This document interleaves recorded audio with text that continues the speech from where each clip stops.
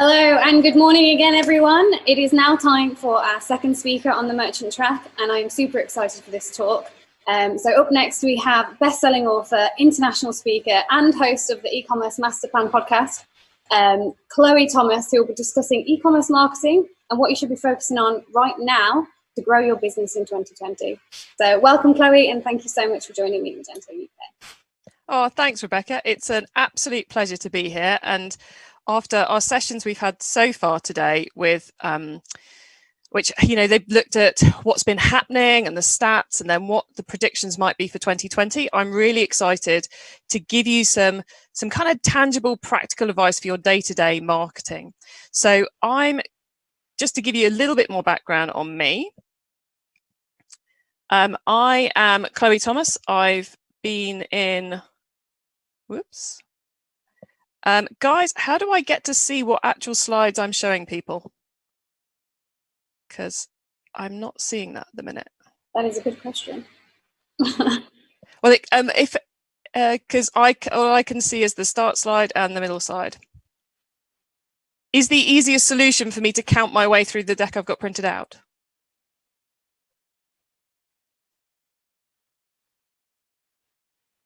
On the Zoom or on the other one?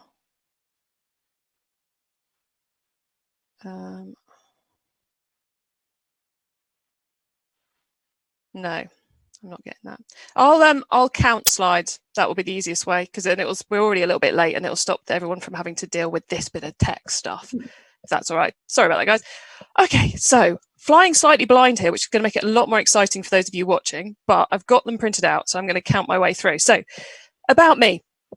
As Rebecca mentioned, I'm the host of the eCommerce Masterplan podcast. I'm also an author of a number of best-selling books, but kind of more important than that for you guys is that I've been in this industry for over 15 years now. I've worked client-side. I ran a marketing agency for 10 years. But throughout all of that, my main focus has been on helping retailers to solve their marketing problems. And that's what I want to try and help you do in today's session. That's also what I try and do with the writing and speaking, which is most of what I do these days is write and speak, which is why there's the award-winning eCommerce Masterplan podcast, where I interview a different retailer every week, so you can tune in and see what other people are doing, other people just like you are doing. And I've also got my best-selling books. So the most recent one is the eCommerce Marketing, where some of the bits I'm going to show you later come directly from that. And that, remarkably, which I probably shouldn't say remarkably, but remarkably has been a bestseller on Amazon since November in the e-commerce category, which as you can tell, I'm still somewhat surprised about. Not because it's not a great book, but because, well, you guys know how difficult it is to rank well on Amazon. So today I'm going to be taking us through what you should be focusing on to grow your business in 2020. And it's a big old question. And if I look back, if I was doing this last year at Meet Magento, it would have been a number of different marketing methods that I'd seen people doing cool stuff with that I wanted to show you, to give you some new ideas to test, some things to do to really, really amp up your performance. This year, things are a little different. And, as part of what I do day in, day out, I am talking to retailers all over the world about how they're finding things, what they're doing, both to interview them for the podcast, both the people I interview for the podcast off the record when we're not recording, where I hear a lot of things too. And also I help a handful of businesses with, what their challenges are and what they're working on. So I've spoken to probably 20, 30, maybe 40 different retailers since the pandemic started affecting the Western world. And, there's been a lot of different experiences throughout this. So what I want to do is I'm going to talk a little bit about all those different types of experiences, and then I'm going to take you through 5 things which I think apply to every business as we try and find out what the best things we should do to grow our business in 2020 are. And I think we can all agree it's been a bit of a roller coaster. I've spoken to people whose sales have gone hugely up, for whom that's been an awesome thing, and they've been able to increase their sales, increase their performance. I've also spoken to many businesses who have had huge sales increases, but that's been the worst thing in the world. It's caused them all kinds of problems. I've talked to others who've had a terrible time of it, whose sales have gone through the floor. It's caused them huge problems. I've spoken to people who are pretty much crying when they were telling me about how they'd had to let go all their store staff. early days, because they could just see this wasn't going to happen. And it was such, such a personal thing for them. It was really tough. I've spoken to others who've, because they have multiple brands, they've actually mothballed some of their brands because consumers just are not interested in that product at the moment. And I've spoken to others who've had real challenges just to keep things going. They haven't been able to do great cost cutting, so they've just had to find a way to keep things going through these times. And the other thing is it's changing week to week and country to country. I mean, the rate of change, the rate of things we're having to get used to has been really, really hard work. So which all really makes it very difficult to predict what you should be doing. It also means everyone's on basically a different roller coaster, depending on which territories you sell to, depending on which way your business is set up and what routes to market you've got and what your products are. It's a very fluid scenario for the individual retailer at the moment. So I wanted to take you through an example from a business called Industry West. Now, Industry West is a furniture retailer in the US. Their primary markets are office spaces and restaurants. So you can imagine they haven't been having the greatest time during COVID. And I interviewed their CMO, Ian Leslie. I interviewed him a couple of weeks ago for an episode that's going out in the future where we talked about all of this. And I think they're a great example of how this bizarre roller coaster happens, because they don't just have Industry West. They also have Favour, which is this business which they've created to give them a what's the word for it? To give them a home accessories. They launched it about a year ago as a way of expanding the business and expanding what they do. And it's home accessories rather than physical furniture. And because they've got these two different brands going on, they've had some really interesting results in terms of the numbers that they've seen between the two businesses. So you should have a graph up in front of you right now, which shows you the impact just for the 1st of April to the 8th of April. And this was their comparison with Cyber Week 2019. Because I expect many of you who've seen your sales gone up, you've had weeks, months that have beaten Cyber Week. It's quite insane. But what they saw is, you can see in the pink there, the impact on Favour, and in orange you can see the impact on Industry West. So number of orders on Favour up 28%, Industry West down 67%. Web revenue up 29% on Favour, down 81% on Industry West. And then media spend, they cut on both the brands, and I'll come back to that in a second. But I think just those first two graphs really do demonstrate how diverse the experience of people in the e-commerce space is. This isn't like a normal recession where basically everyone stops spending on everything. There are real category differentiators and other things differentiating in there as well, but and customer-based differentiators. And it's quite fascinating to see one business got to experience the up 28% and then the massive downs on the other side of it.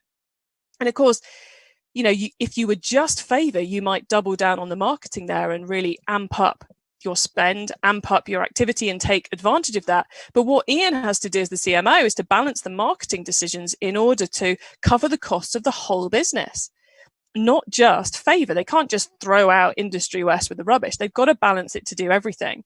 And that's why media spend has gone down on both sides, because what he's got to try and do is try and keep the profit targets for the business, keep them in profit, because they're not a business with lots of funding.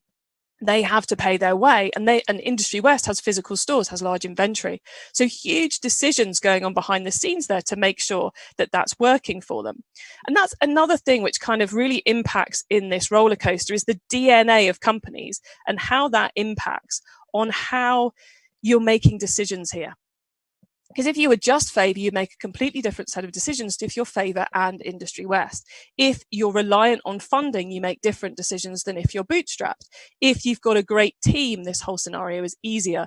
If you've got the ability to quickly upscale because you've got great systems in place for customer services, for back end, etc., you can quickly bring on more people to help with peaks, or you can find ways to reduce cost in case of of downturns.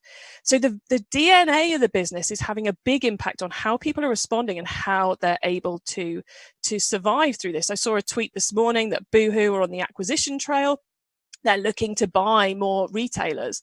Great opportunity for them. They've got a shed load of cash in the bank. So they're able to be aggressive and take advantage of this scenario when some of the high street retailers are having problems, because that's in their DNA. And the DNA of the company is a really important part in making these decisions. So when we've got everyone on this different roller coaster and we've got this different DNA having a big impact, which is not something we usually see in quite such a stark manner, then what we have to do is what my job as trying to help you work out what you should focus on in 2020 becomes incredibly hard, because the answer is not the same for all of you. So I racked my brains working out this presentation for today, and I was like, what can I tell people which is going to help them? And I came up with one thing which I can tell all of you to do, one practical marketing tip, which is this one. It's Google Shopping. Now, you probably all have heard about Google Shopping before. You should have done. Let's hope you're in an e-commerce conference. We should be on the next slide now, the one with the boots on it. Thank you. And I'm not telling you to do Google Shopping. I'm telling you that Google Shopping is going to be free. As part of their COVID response, Google decided that they wanted to make Google Shopping on the shopping tab, so circled there on the slides for you. They want the Google Shopping piece, they are making organic results. So if you feed your data feed into the Merchant Center, they are going to, and you've ticked the right boxes. There's lots of blogs on how to do this, so I'm not going to explain the nitty gritty here.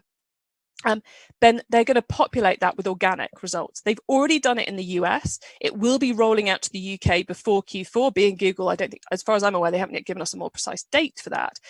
So if you don't have a feed going into Google, you really want to do that so you can take advantage of that organic traffic. Now, the ads are still going to be displaying like you can see in front of you, but on the shopping tab, they are now going to be organic results. It's happening in the US already. It will be rolling out to the UK. So that's one thing which all of us should be doing for Q4.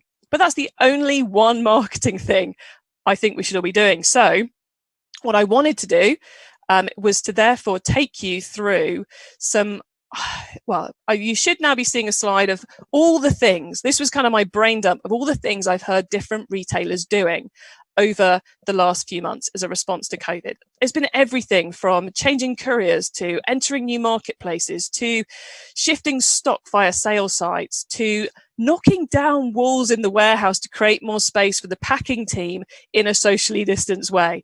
I mean, some of those ideas are absolutely mental, but they're what people have had to do.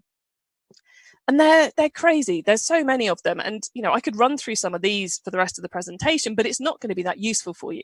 So instead, what I want to do is I want to give you 5 approaches, 5 mindsets, 5 strategic approaches, I suppose, that you can use that are relevant to everyone, no matter what the DNA of your business is, no matter whether you're going up or you're going down or you're seeing strange results, that will help you adapt to this weird roller coaster that we're on, and that will help all of you to have a stronger rest of 2020 than you otherwise would have done, whatever that stronger side means for you.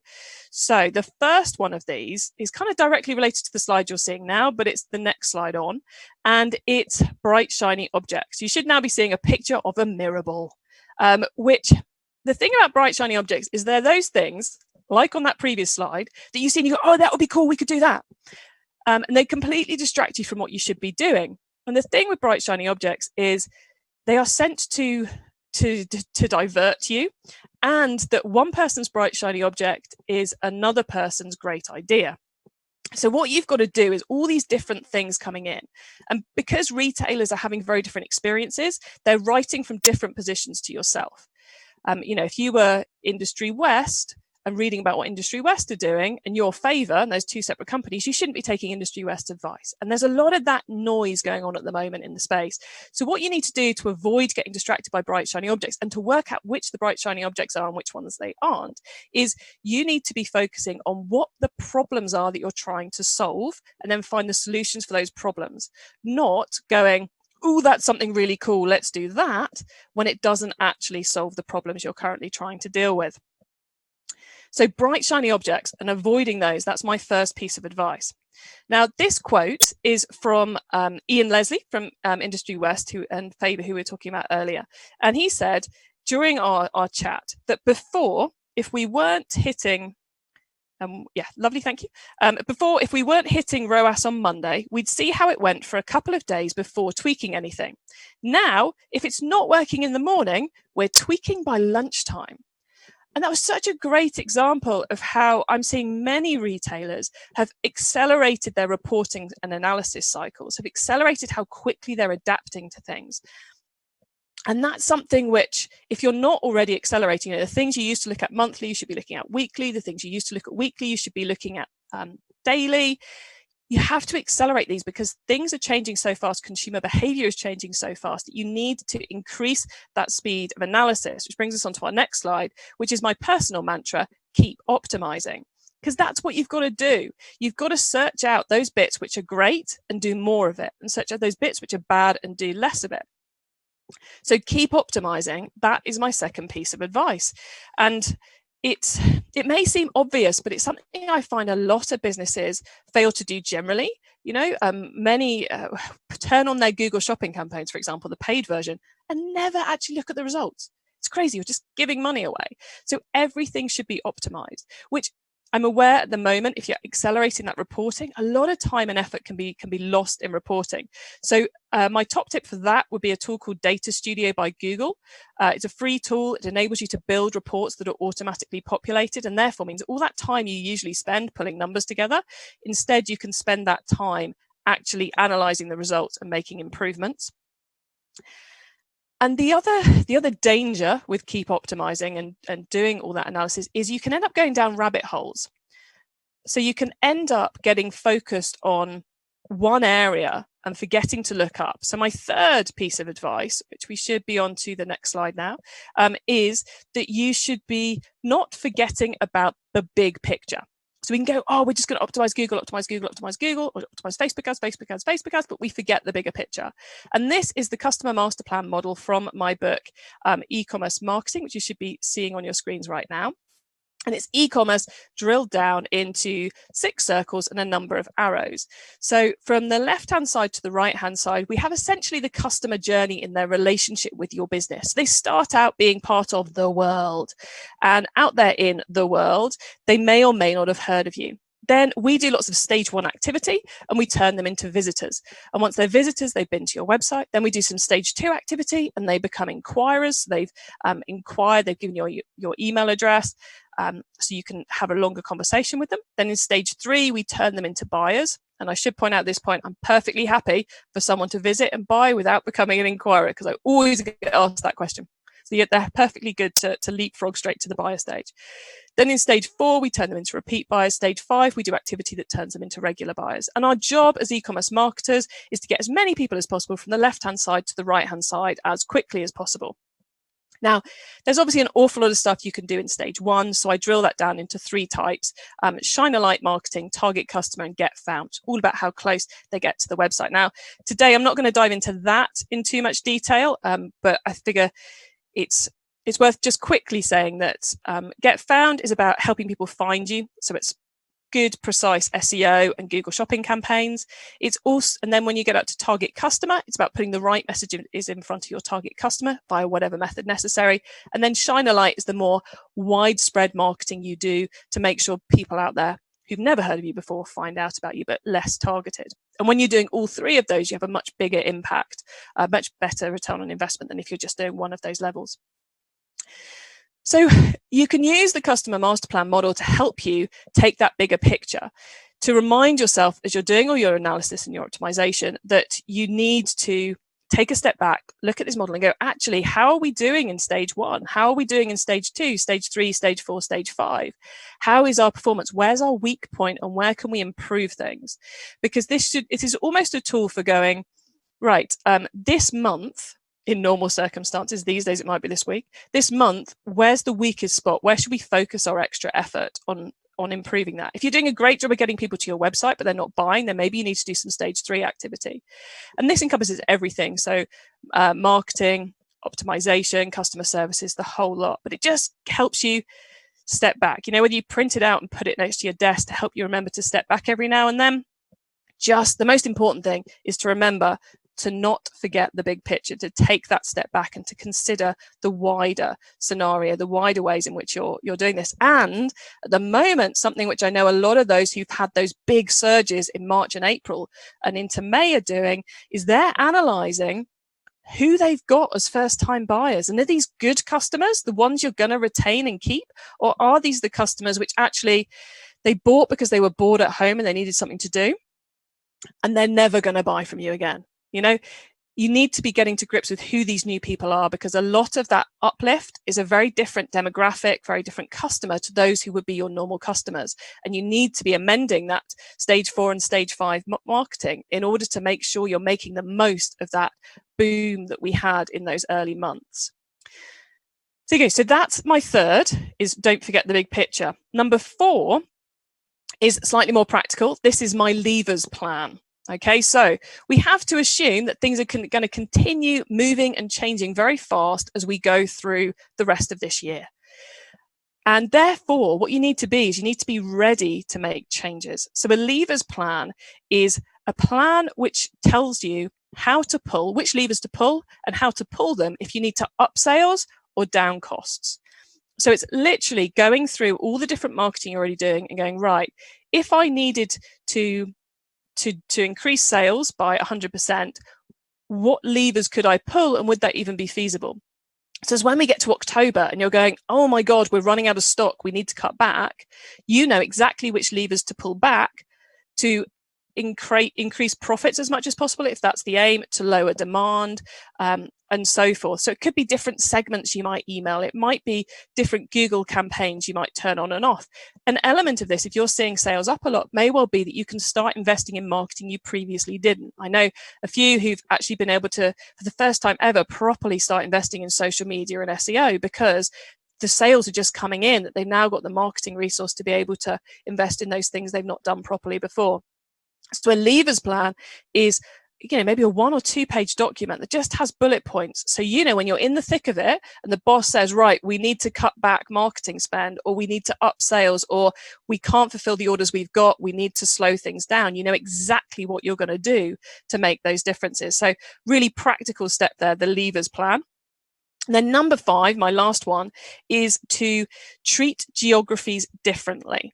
This is something which, if you're a US retailer, you're used to, because you focus on different states. In the UK, we don't do it so much. But if you're selling into the US, you should be looking at your marketing state by state and working out which ones are profitable and which ones aren't, because there will be differences. They are not all the same.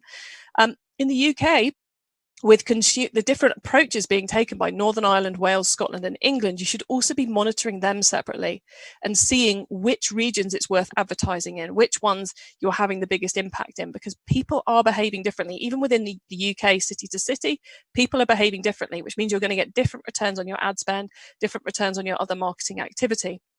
So think geographically diverse, and that's where automated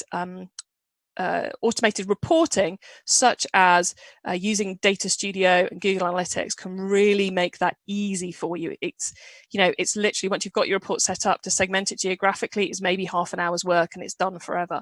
But hugely powerful when you're trying to make your marketing spend go as far as it can do. Now, this next slide is an empty box, because when I was putting this slide deck together, I had to submit it about 2 weeks ago. And it was kind of like, well, if something major happens between now and then, what am I going to do? So it's like, I know what I'll do. I'll put a slide of an empty box up to remind me to put anything new in. The good news is, whilst it's still been just as roller coaster as it always has, the roller coaster hasn't really changed. So I've got nothing to add in the brown cardboard box for you. So we'll go on to my last slide, just to sum up my advice to you. So hopefully, I've helped you answer the question of what should you be focusing on to grow your business in 2020. And the annoying answer is whatever gets you the results you need. Because, as I said, each business is having a different experience, depending on the DNA of your businesses, your channels to market, the way you're funded, the type of teams you've got, your supplier relationships, but also depending on the customer demand around your product. It's a very changeable space as well. That roller coaster is different for all of us. So my 5 recommendations to help you navigate that roller coaster, to help you navigate the rest of 2020 and get your business in the best possible position for success, or survival, depending on how you're experiencing this, is, first off, avoid those bright shiny objects. Stay focused on the problems you need to solve. Secondly, keep optimizing. Frequently review, analyze and adapt as you need to, and put in some automation around your reporting to make that easier, because you can save huge quantities of time by doing that. Thirdly, don't forget the bigger picture, that whole customer journey. Whatever you need to do to remind yourself to step back, to look up and look at the wider business every now and then to make better decisions, make sure you're doing that. Have a levers plan. That's your list of things you can do to up sales, lower sales, up costs, lower costs, whatever, the business requires you to do week to week as the consumer behavior changes. Have that ready, because then you'll be much quicker to react. And then finally, make sure you're treating those geographic regions differently, both within the UK and around the world, because there's a lot of nuance and a lot of ROI to be saved, or to be gained, I should say, really, within that. So make sure you're thinking geographically too. And now I think we're going to do questions. So thanks very much, everybody, for listening. I'm still on mute. There we go. Thank you so much, Chloe. That was actually amazing. I loved everything, especially the bright, shiny objects one that hit home massively. Just dropped my phone. So we had one question come in, which I know you did answer, but Google Shopping is still very expensive in Europe. Are they going to make it free here also? Yes. When Google announced they were going to make the shopping tab, I should say it's the shopping tab that's going to be free, that's going to be organic. They are rolling that out to the UK and Europe. They haven't given dates for that, because you know what Google's like, but it is already live in the US, and they've suggested that the UK will follow shortly. And when they announced it, they said they were doing it to help retailers with Q4 primarily. So I think we can be pretty confident it's going to be in place by September, October time. I would hope it's going to come out sooner than that, because they said they wanted to do it to help us. So I would have thought I suspect they're getting pressure from partners to get it sorted. So yes, it seems like a really core thing to make sure you're set up and ready. So the second it goes live, your products are being featured. Absolutely. I mean, it's something that we're looking at currently. So I was going to ask, one of the things I've been wondering about it is, do you think that they'll bring in a paid version on top of the free version, a bit like organic search with the paid ads at the top? Do you think that the next round will be them introducing pro shopping or something along those lines? Well, the ads on the normal search results are not going anywhere. So, Google aren't being completely charitable with this, but then, that's their business model, that's fine. I don't expect them to. I expect them to kind of like use this as like, oh, this normal shopping is free, but if you want to pay, now we've got merchants using it. I did look at the US version the other day, and I can't remember whether they had ads in there or not, but I suspect there's already an ad bar at the top. Yeah. And if there isn't, there very soon will be. Whether they're going to give us the tools to prioritize listings in the shopping tab or in the keywords tab, I don't know. So we'll have to wait and see on that. Definitely. I don't think we've got any other questions. People letting me get away lightly today. I know. If there is anybody listening, and if you want to ask anything, we've got a couple of minutes, and we've actually got a gap in our next session, so there's plenty of time for any questions. Should you have any? But we've had lots of clapping emojis. Oh, cool. Yeah, and a lot of thank yous. And Joanne Warden said great advice. Thanks, Chloe.